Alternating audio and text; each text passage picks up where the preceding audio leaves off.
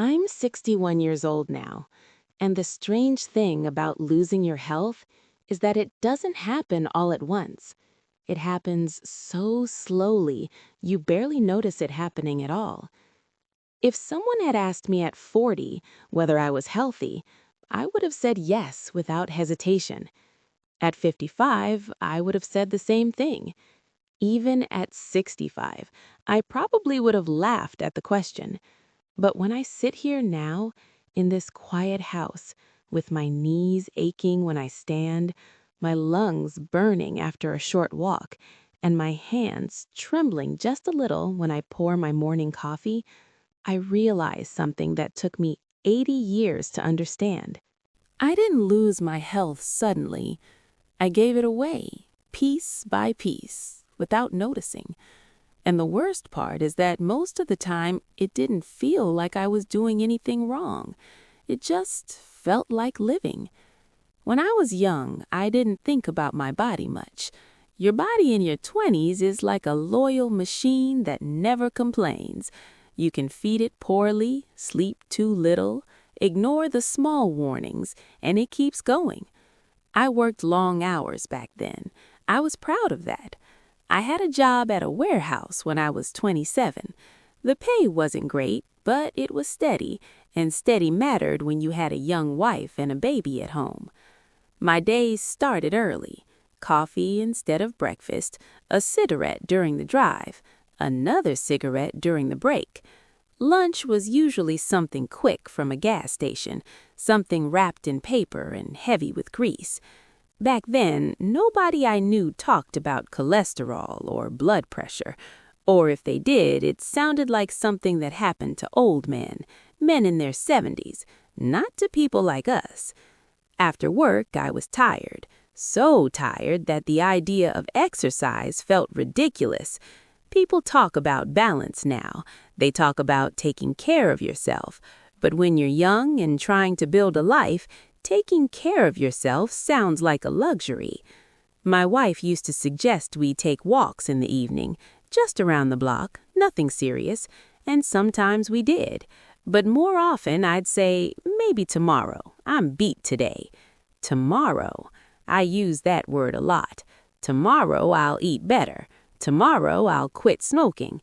Tomorrow I'll start walking again. Tomorrow stretched out for decades. When I was in my 30s, my doctor mentioned my blood pressure. He didn't look too worried. He said something like, "It's a little high. Try to watch the salt." I nodded. I told him I would, and then I went right back to eating the same food I always ate. Not because I didn't care, just because it didn't feel urgent. Nothing hurt. My body still worked. I could carry heavy boxes at work. I could climb ladders. I could mow the lawn without thinking about it. When your body still performs, you assume it always will. That's the trick of it. The damage was happening quietly. Years passed. My kids grew up. Life got busy in the way life always does. School meetings, car repairs, mortgage payments. Work got more demanding as I moved up a little, more responsibility, longer hours. The cigarettes slowly turned into a pack a day, then more on stressful days. I remember once my daughter asked me why I smoked. She was maybe 9 years old. She wrinkled her nose and said, "It smells bad." I laughed and said, "It helps me think." That wasn't true, but it sounded like a good answer at the time. In my 40s, I started feeling tired more often. Not exhausted, just a deeper kind of fatigue that didn't go away after a night's sleep. But again, I explained it away. Work was busy, the kids were teenagers, life was demanding. Everybody my age was tired. That's what we all told each other. We joked about getting older, about sore backs and stiff knees. It was almost like a badge of honor, proof that you were working hard. Looking back now, I realized my body was whispering to me, not shouting, just whispering, but I was too busy listening to everything else. In my 50s, the doctor started sounding more serious. He talked about cholesterol, about weight, About the cigarettes, he suggested changes, not drastic ones, just the kind of things people always suggest. Walk more, eat better, cut down, maybe quit smoking. I told him I'd think about it, and I meant it. I really did. But thinking about something and changing something, those are two very different things. Habits are comfortable. They settle into your life like old furniture. Even when you know they aren't good for you, they feel familiar, safe.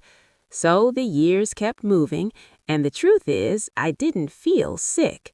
Not really. I just felt older. That's how it disguises itself. You blame aging. You say, well, that's what happens when you get older.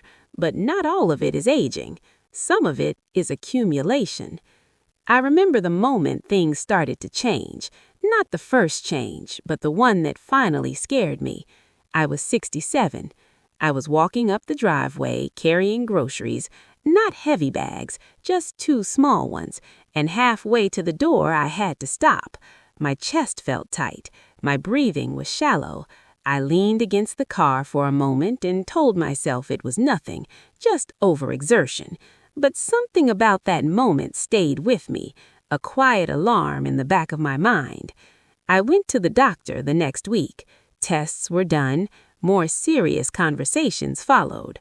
Heart disease, lung damage, circulation problems, words I had heard before but never really attached to myself. The doctor asked if I had smoked. I said yes. For how long? I thought about it. 50 years. Saying it out loud felt strange. 50 years of something is a lifetime. He asked about exercise, diet, stress. I answered honestly. By that point, there wasn't much point pretending. And that's when I started realizing something difficult. None of this had happened suddenly. It had been building quietly for decades. Every cigarette, every ignored walk, every tomorrow, they had stacked on top of each other like bricks. And now the wall was standing in front of me, solid and immovable. I tried to change after that. I really did. I quit smoking. That was the hardest thing I've ever done. But I quit. I started walking again, slowly at first, just around the block like my wife used to suggest all those years ago. Funny how life circles back like that. But by then, the body I had ignored for so long wasn't the same body anymore. Damage doesn't always reverse. Some things improve, but some things stay, permanent reminders. Over the next decade, my world grew smaller. Not all at once, just gradually. Long walks turned into short walks turned into sitting more often. Stairs became something I avoided. Travel became exhausting. Even simple things like carrying groceries started requiring thought. And that's when the real realization began to sink in. Health is invisible when you have it. You wake up, you move, you breathe, you go where you want, you do what you want, and you don't even notice that freedom. But when it starts disappearing, you notice every inch of it. At 75, I stopped driving long distances. At 78, I needed medication just to keep my heart steady. And now, at 81, I measure my days differently. Not by accomplishments, not by productivity, but by how steady my breathing feels, by whether my joints cooperate, by whether I can walk to the mailbox without needing to rest. And I think back often, not with anger, just with a quiet kind of understanding. I wasn't reckless, I wasn't stupid, I was just busy, living, doing what everyone else was doing, working, providing, postponing small acts of care because they didn't feel urgent. I thought health was something you kept automatically. It's something you slowly build or slowly lose. And most of the time you won't notice which direction you're going, not until many years have passed. I don't know how much time I have left. At 81, you stop pretending that time is unlimited. But I still have mornings. I still have quiet afternoons. I still have the sound of birds outside the window while I drink my coffee. There's still life here, just smaller, quieter, more careful. And maybe that's why I wanted to say all this out loud. Not because I expect it to change the past. The past is settled. But maybe someone listening right now is younger than I was when I ignored those early whispers from my body. Maybe someone still has time to notice them.